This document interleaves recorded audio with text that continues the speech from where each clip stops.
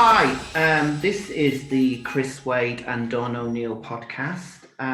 The reason that I felt it was important to do this podcast is over the last few weeks, it has become really apparent that everyone is really wonderfully wanting more knowledge about qualifications, which is great. So I'm going to welcome now Dawn O'Neill in. Hello. How are you? I'm good, are you? Very good, thank you. So Dawn, how long ago was it that we actually first met? I think it's about 6 years this year. And how did we meet? I contacted you off the back of a friend that had trained with you because I thought at the time it was only nurses and things that could do Botox and fillers. She advised she'd done training with you and I wanted to move into that area, so got in touch with you. Brilliant.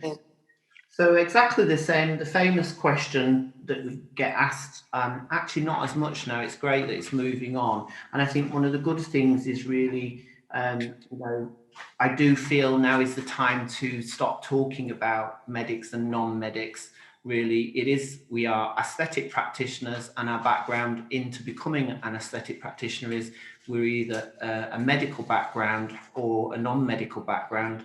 But the more we kind of stop talking about it and start championing that there is qualifications out there for medics and non-medics, and our way forward is obviously what we're talking about today. So your starting point, you do something that I'm kind of very intrigued about. I know you did give me a little go at one point, which made it very clear very quickly that I would never make it as an SPMU person. If you remember what happened. Yeah.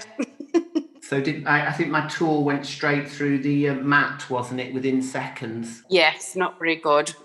Too heavy-handed. Your clear advice was never for me to become an SPMU. Yes, definitely. How did you get into becoming doing brows, lips? It's a bit of a long story, but basically I was in a job I hated, stuck a little bit because of the money I was making. I knew I couldn't make the same kind of money anywhere else. I'd already been looking into possibly tattooing because I was really good at art. I was actually doing A-level art at school before I dropped out. Anyway, I sort of always wanted to get into that side of it. I'd suffered quite badly with my skin through my 20s and 30s. And I always felt like I didn't get much help. So I always felt sort of conscious of myself because of that. I had trichotillomania as well, so I was suffering with pulling lashes out. Gone online, looking to see, I don't know what I was looking for, maybe cognitive behaviour therapy, I don't know, something to help with the trichotillomania, saw how you could be tattooed through the lashes, looked more into it, saw how you could do the paramedical training and how you were helping people who maybe had cancer and alopecia and you were helping them feel better. That sort of resonated with me because I needed to feel better about my skin. So then went home, decided to say to the husband, I know what I want to do now. And he went, oh God, now what? And I was like, I want to do permanent makeup. I can help people feel better about themselves by doing this sort of thing. And he went, nobody up here is going to get that done. How much does that cost? At the time, it was between 12 and 14 grand to become paramedical because you had to train in eyebrows and lips and then move up through stages.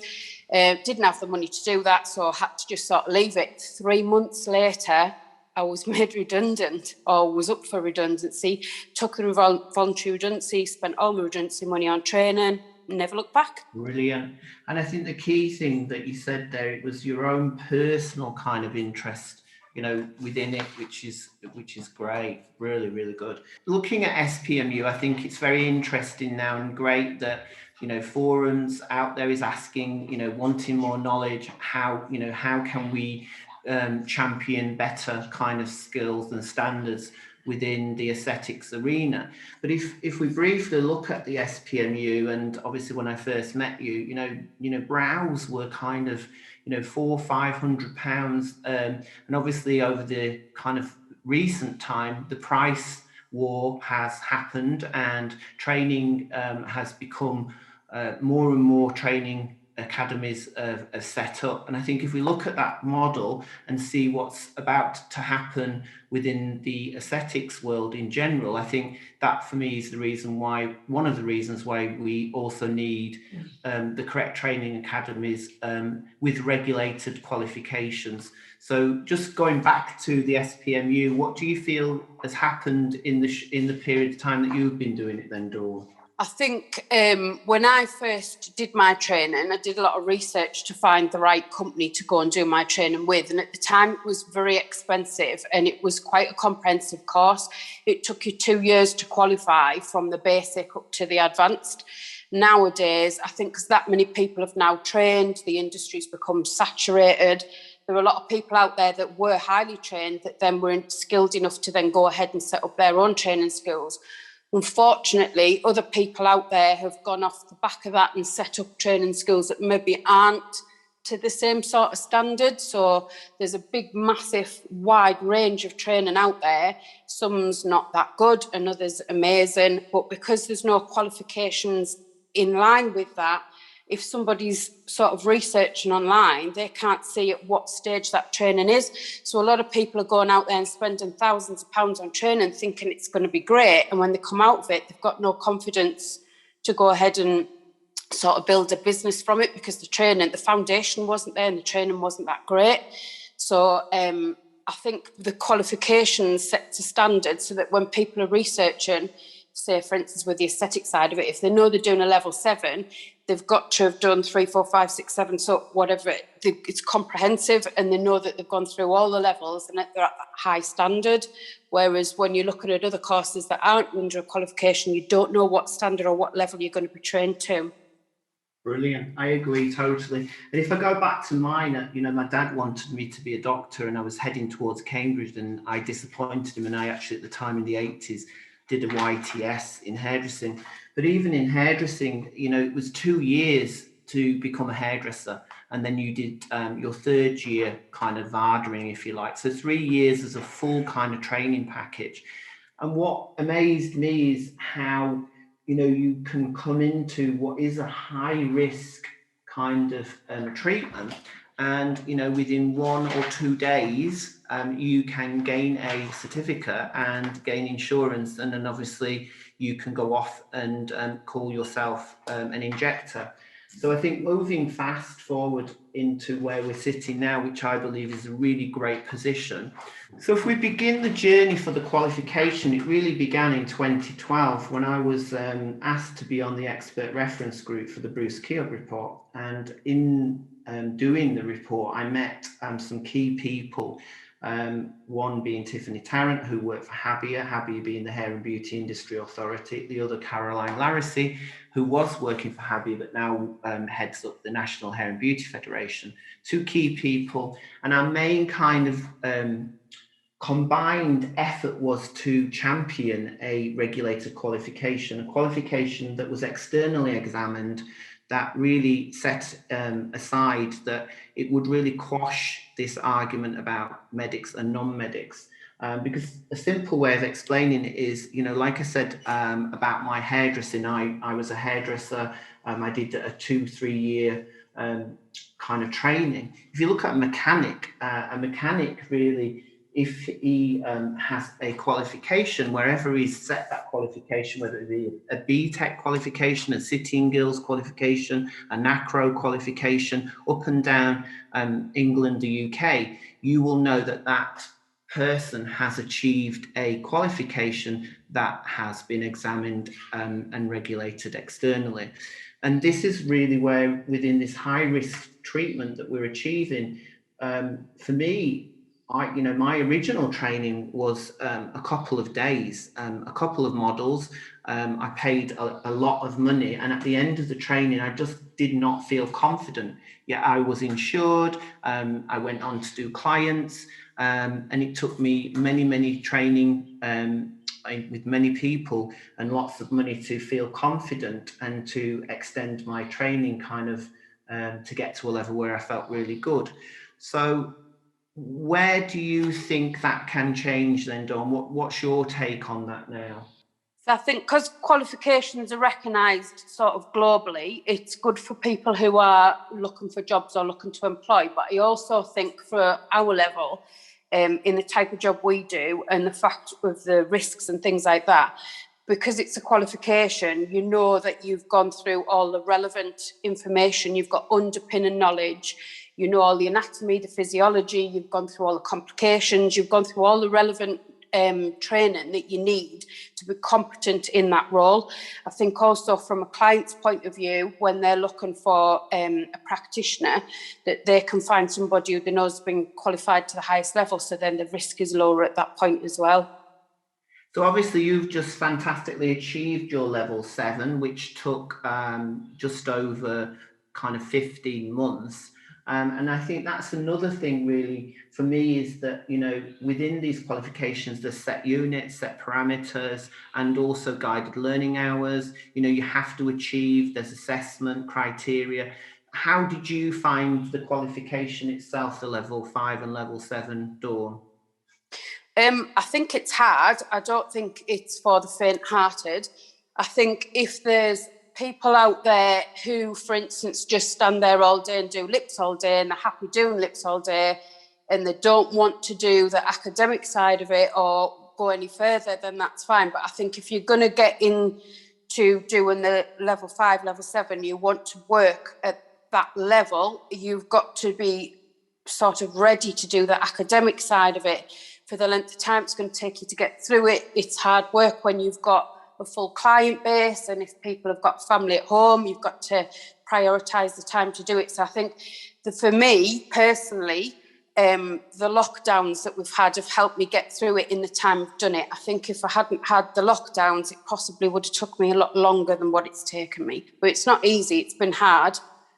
But I think really, if you look at the level in which it's postgraduate and what we're working, one of the questions is the no level 6. And when myself and Tiff developed the qualification, which has been on the RQF since actually October 2019, and the reason why now New Kids on the Block, new centres have started to offer the actual training is because we wanted to get a cohort through, and like myself, I needed to pass the qualification, and we've got some great people coming through now. And I think it was important to pilot it and do it right, and to make sure that if we needed to do any reviews and we needed to kind of improve it, and that was continually being done. But as you say, I found it really hard, but at the end of it, it feels like you've achieved something and it's of quality, and you know that actually you know, you deserve to have that qualification because you've worked hard for it.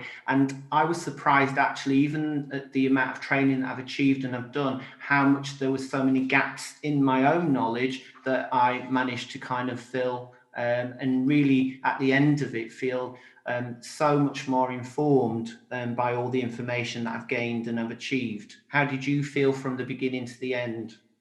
The same. I've always worried about holes in my knowledge. I still do, to be fair. And I think you can never know everything, and you can never know enough. I also think if you're not using it, you lose it. Somebody who's trained in beauty therapy level 2, level 3, when they left school at college, probably won't remember that if they're now in their 40s and 50s, unless they're using it every day. So I think it's good to go back to all of that as well. So you're sort of revisiting things you already know and what you've already trained in, but then you're learning new as well at the same time. I did enjoy it. It was hard, but I did enjoy it.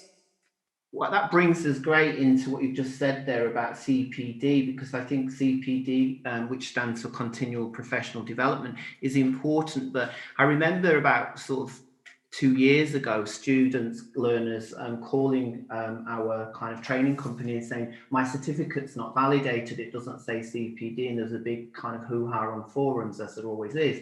And basically CPD really is just a benchmark for, as it says, continual professional development. It's not a structure, it's not a foundation, it's not a qualification, and it's not regulated.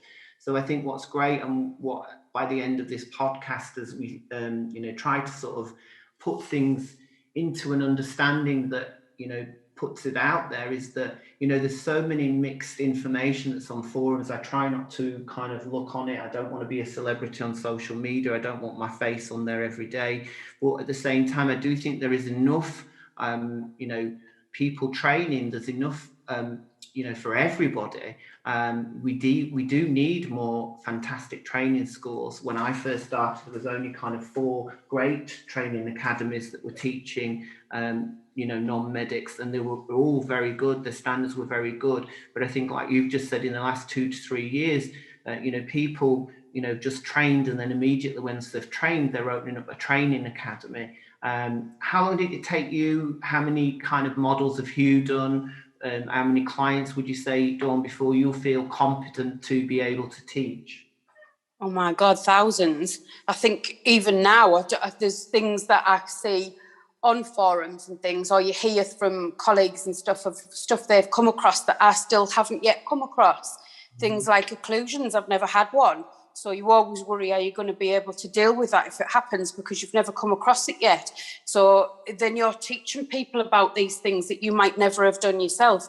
And I always think that part of being a good teacher is that you've maybe done things wrong and you've come across things that, and you know now how to do it, whereas you maybe did it wrong in the first place, and you've learned and you've grown over time. And I still think there's, again, holes in my knowledge with things that I haven't come across, but there's a lot of things I have come across that I can help people with now anyway. And I think that's why it's good to be part of a network. I think it's good to talk. And I think one of the probably the frustrating things about this side of the fence is that, you know, kind of 3 times I've tried to sit with, you know, other, you know, large companies and bring everything together. Recently, I was emailed about, you know, being part of a register, and we've worked for 2.5 years on a register that we're looking to launch. And I briefly said, great, let's get together, let's talk about it. And because this kind of set company wasn't the first, and they, you know, wanted the glory, they didn't even give the decency to sort of send an email back. And I think that's what the frustration is. We all should be sharing our knowledge. We all should be coming together. I have dealt with, you know, 4 or 5 vascular occlusions successfully over all of my time and training, you know, over probably 250,000 different kind of models, clients and things, compression occlusions, also non-specific onset autoimmune responses, all things that I think collectively, you know, with the number of experience and years that we've got, we can all share our knowledge. And as you said, Dawn, very well, that to do the training is all well and good, but actually to have that experience is paramount, which is good. So with, you know, kind of what we're doing, and you may hear snoring in the background, and that's my Doberman dog Arnie, so I do apologise if you can hear snoring. It's not me. You're not boring me yet, Dawn. It's good. So tell us a bit about your training centre there in Darlington then. At the moment, I'm predominantly permanent makeup, microblade. I do teach other treatments in there as well, like peels, dermaplane, microneedling. It's in baby stages, and it's been like that for a couple of years, really, just because I also have a salon and quite a big client base of my own. So I haven't been able to grow it in the way I've wanted to grow it, but looking forward to things changing now. So you've joined and partnered with a training, and also Laura Sexton has in Hailsham, and we're going to have another 5 partnered training centres around the UK. The reason for doing that is exactly what we've just said, really. It's about bringing a collective of like-minded people who want to champion and really look for high standards. But the main remit is about qualifications. In a training, and the lockdown has been spent changing all of our courses. Our advanced courses are now under the awarding body, as well as the qualifications. So we thought it was really important to really stop doing in-house certificates. And I know, again, the negativity that can be around there, people saying that, you know, you know, CPD and certificates aren't validated. That's definitely not what's being said. What we're saying is to make a positive change is to really look at, you know, offering regulated qualifications. So Ofqual is the Office of Qualification and Examination Regulation. So what they do independently is they report directly to Parliament on behalf of England and keep the standards across all education. So for us to feel that the qualification had merit, it needed to go on the RQF. So at a cost of probably about £200,000 since 2015, I had the qualification ready, and we went to an awarding body, and it was a choice whether to restrict the qualification and just keep it with a training, or to put the qualification open on the framework. And for me, it was important to share this qualification. It was important for me for it not to just be under a training. So even though we put the qualification on the framework in October 2019, really probably in the last kind of 4 or 5 weeks, everyone started to talk about the level 5 and level 7, which is great. And it's important that more and more, training centres offer the qualification.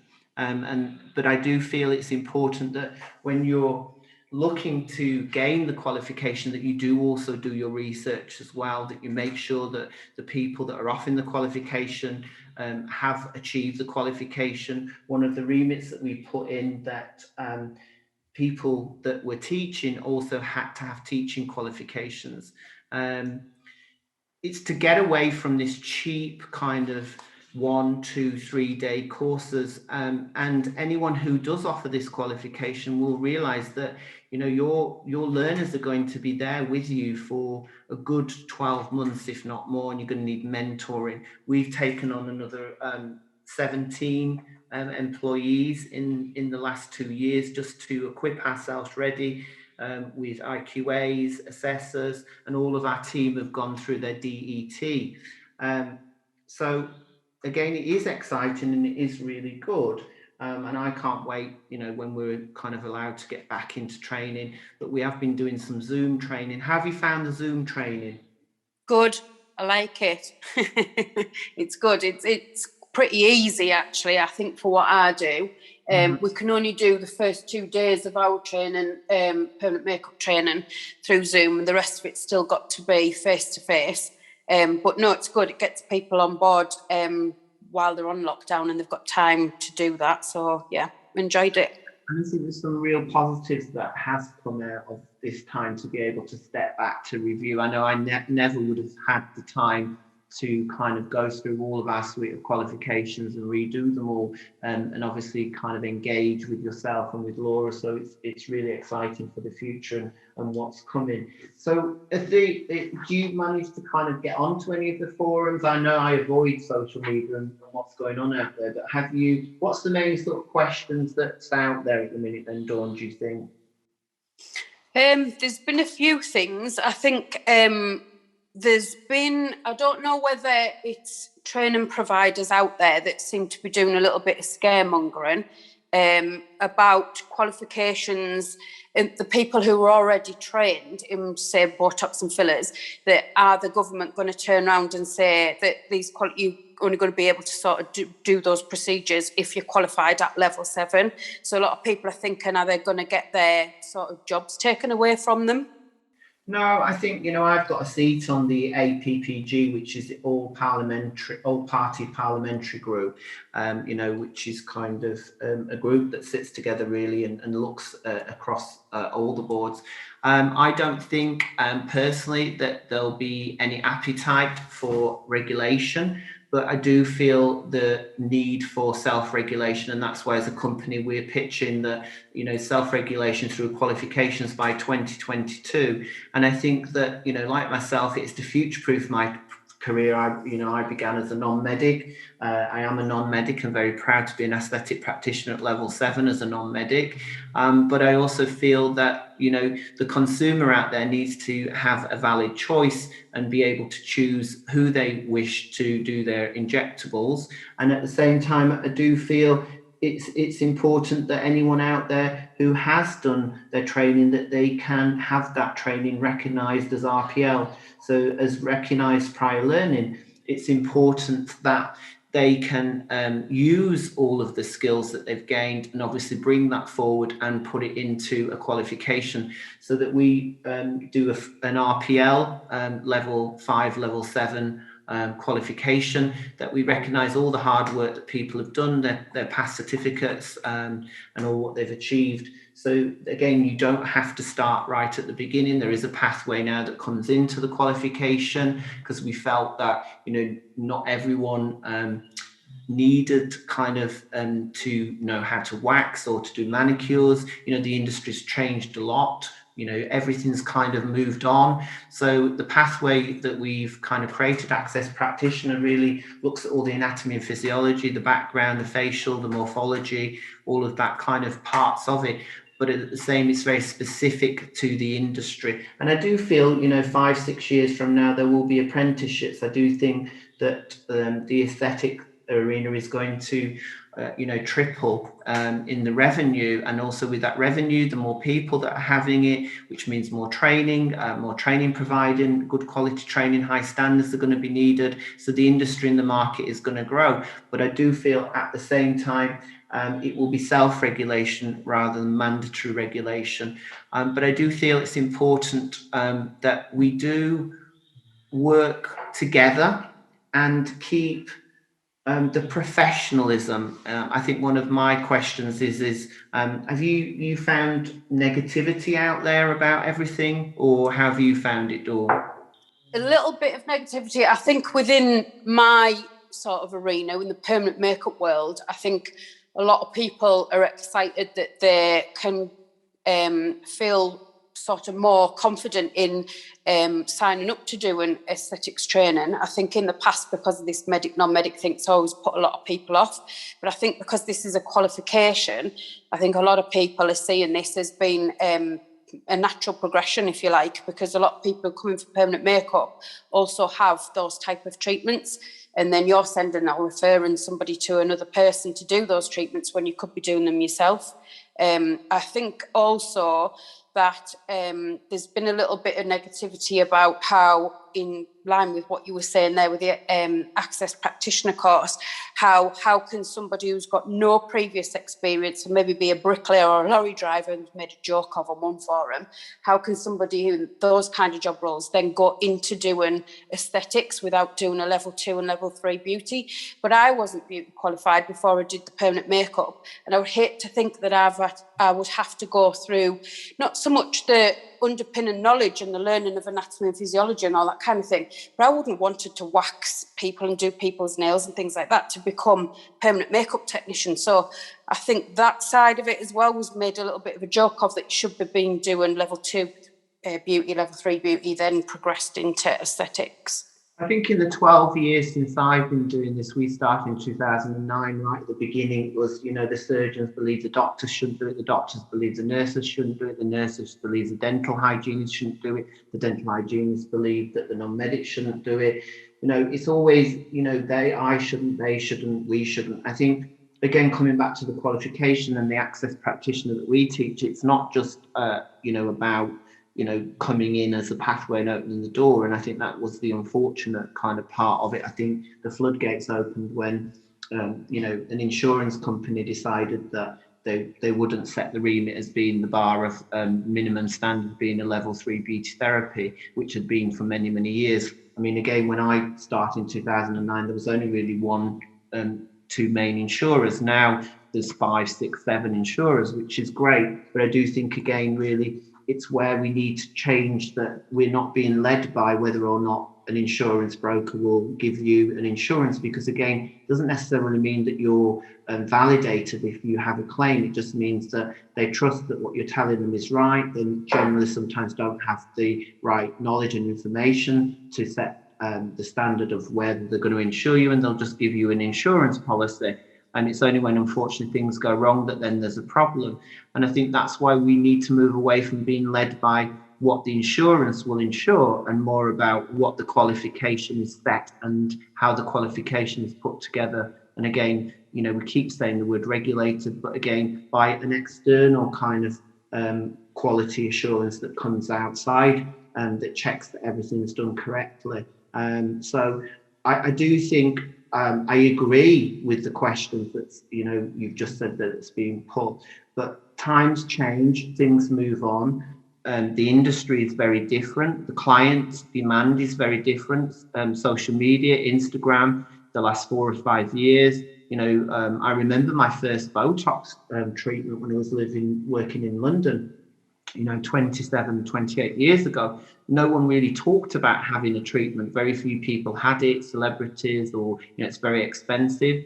Now, I think it's really is a lunchtime non-invasive treatment plan. People are having more treatments done. They're experiencing more great things to achieve, and I do think the level of what's out there, coming forward is very, very exciting. And I think that's why this benchmark is important, to set that foundation, because the training that you receive and the foundation of the training you receive really is so important, because when you add other disciplines on, skin boosting, IV drips, or, other kind of PDO threads, what you've received in your foundation training is so important. And I remember, when we first met, the amount of models that it takes, and that we're very proud to do. Our kind of trainees, our learners, do a minimum of between 40 to 60 models over the period of time that they're actually doing the training. I remember you loved the models. I remember right from the beginning, your experience, Dawn, you did make me chuckle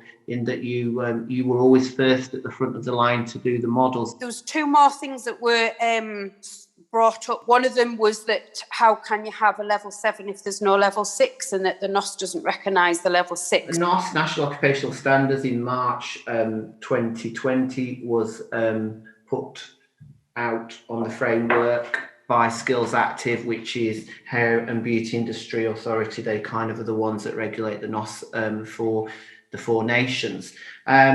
So we put our qualification on the framework in October 2019. There was no NOS available, but the difference between a bridge level 5 to level 7, we created those qualifications because you cannot do the treatments at the level 6 as being unsupervised. So therefore, the bridge of the units at 6 are contained in 7. So the prerequisite to go into 7 is our qualification level 5 aesthetic practice. And then that leads you with the knowledge-based units into level 7. And in level 7, all the level 6 units are contained, because under supervision, you need to have those units based in the level 7. So it isn't kind of like a Lego bricks, 1, 2, 3, 4, 5, 6. It is very complex, but all the units are contained within the level 7. But again, a good question, because if I didn't have the knowledge and I didn't understand, I'd wonder why there wasn't a 6. So that's the reason. And the other question that, it was a little bit of a misconception, I think, that was put out there on one of the forums, because the JCCP don't recognise the level 7, that there is no such thing as the level 7, and why that's really maybe is a misconception at the moment. So that was a good question, Dawn. So JCCP, the Joint Council of Cosmetic Practitioners, it's a charity. It was formed in 2018. I was really excited when it came about at the time. We were just about, with an awarding body, to have our qualification put forward to go onto the framework. It was actually 2 weeks before the JCCP came along. And the short but long version, and there is no easy way, because I do think it's important that this is kind of put out there. The awarding body that we were aligned with to do that, at that point, basically were blocked by the JCCP. And our qualification was sidelined. And at the time, I'd signed an NDA, a non-disclosure agreement, so I couldn't say anything about it. I'm a great believer in karma, and this awarding body then went on to use our qualification and launch it with the medics under the JCCP. And this awarding body now is no longer, they went into administration. So fast forward to where we are, really the JCCP are, they're really supposedly to self-regulate, and it was a great kind of beginnings. And I think really the problem is that they don't look at now acknowledging that there is a level 7 qualification for medics and non-medics. And after the Bruce Keogh report and the papers that were released there, the recommendations was that as a register, they would accept the level 7. Now they did a review recently, and they're not looking to look again at that review until August 2022. And I think it's really looking at how many members they've got, what they've done in the amount of years that they've been trying to champion standards, best practice. If you look at what they want to achieve, it would be great and it would be good if it was inclusive, but it's not inclusive. And I think the main thing is that they are really looking at more medics, but the medics have their PIN number, they have their professional bodies. I mean, there's over 1,000 professional bodies in the UK, that's out there. So I think the JCCP launched, they, in the beginning, said that they were regulating for the government, and then they had to do a statement on their website. I remember when they first launched, saying that they weren't anything to do with the government and they weren't regulating. So I think the kind of the horse has bolted, if you like, and I think where the JCCP could have done something good for industry, I'm not sure whether them or their brand, if you like, really has done themselves any justice. For people to join their register, they've got to pay, haven't they? So people want to see something for their money as well. So if they don't see anything happening, why would you want to pay? Yeah, I do think a register, I mean, what we've been championing for the last sort of 4 years, and ironically, in 2014, I kind of put together what was then termed as JAC, Joint Aesthetic Council. I didn't have the knowledge, it was too soon. I went to industry, I sat round with lots of different kind of bodies within the beauty, spent a lot of time, a lot of money, and I created at the time, which was called CD Baffy, cost me £20,000, which then went on to be bought by IQ Verify as a kind of inspectorate for this industry to have all of our clinics inspected like CQC model. Nobody really wanted it. It didn't happen. There wasn't support for it. It was a lone voice.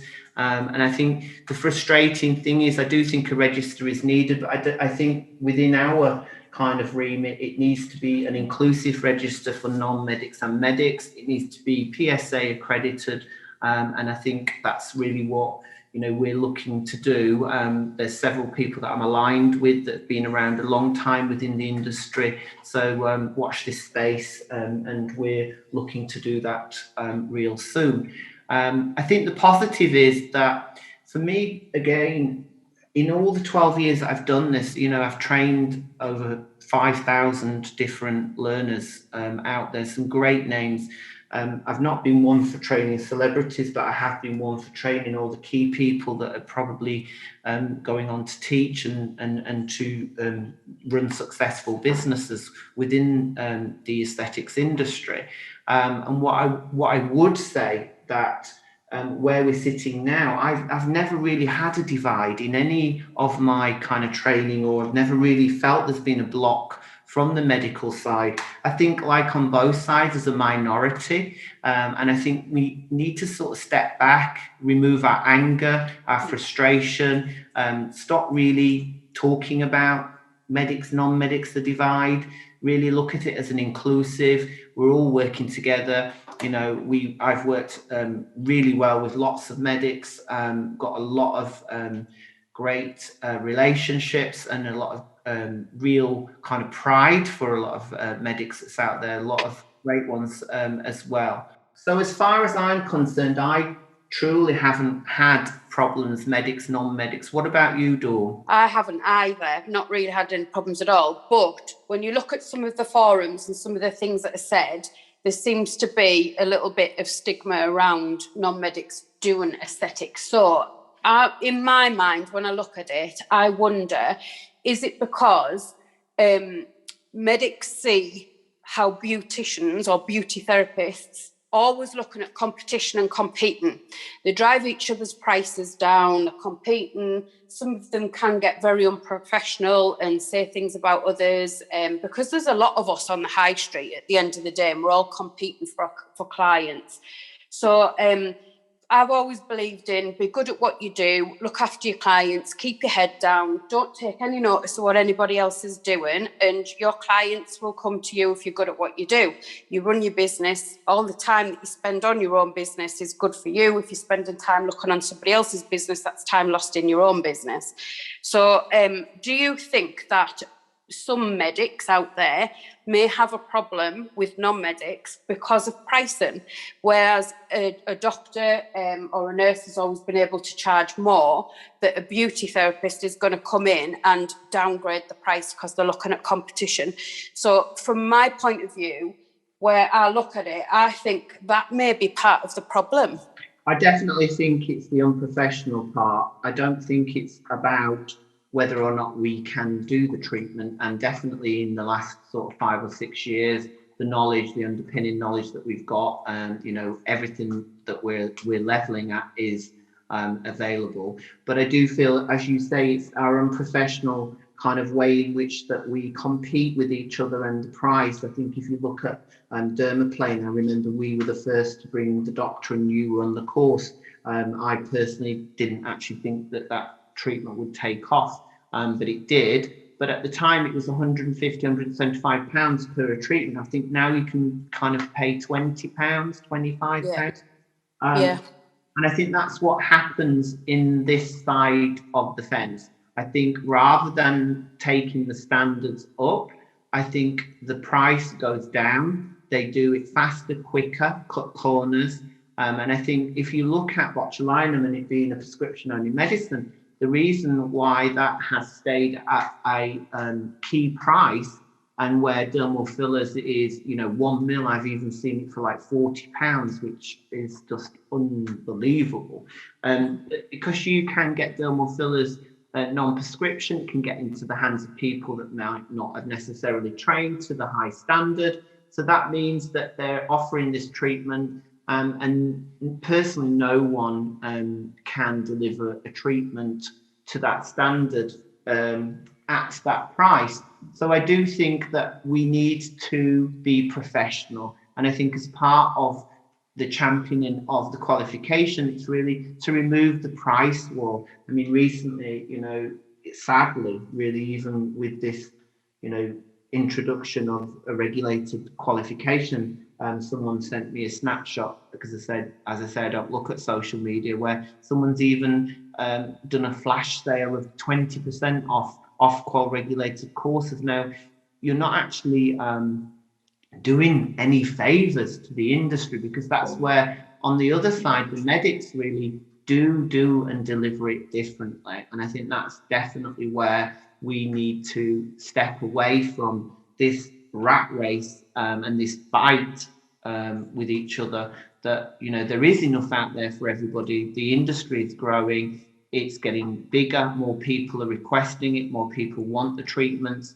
But I do think working with the government will be to look at self-regulation through qualifications, so the consumer with a register can look for a practitioner, which we're pitching for, to have a license number, and they can search them, and their premises will be licensed with the local authority as well. So I do think everything is coming together, and it's a really exciting time.